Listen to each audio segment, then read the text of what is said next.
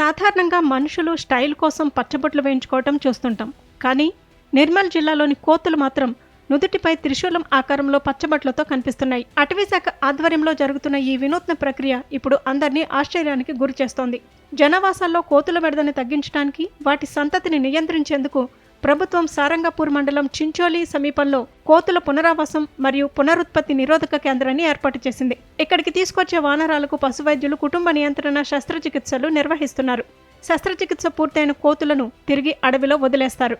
అయితే భవిష్యత్తులో ఏ కోతికి ఆపరేషన్ అయింది, ఏ కోతికి కాలేదు అని గుర్తించడం అధికారులకు కష్టంగా మారుతోంది. ఈ సమస్యను అధిగమించడానికి ఆపరేషన్ పూర్తయిన వానరాల నుదుటిపై త్రిశూలం ఆకారంలో పచ్చబొట్టు వేస్తున్నారు. కోతులు సుమారు 25 నుంచి 30 ఏళ్ల పాటు జీవిస్తాయి. ఈ పచ్చబొట్టు వాటి జీవితకాలం అంతా చెరిగిపోకుండా ఉంటుందని పశువైద్యుడు శ్రీకర్ రాజు తెలిపారు.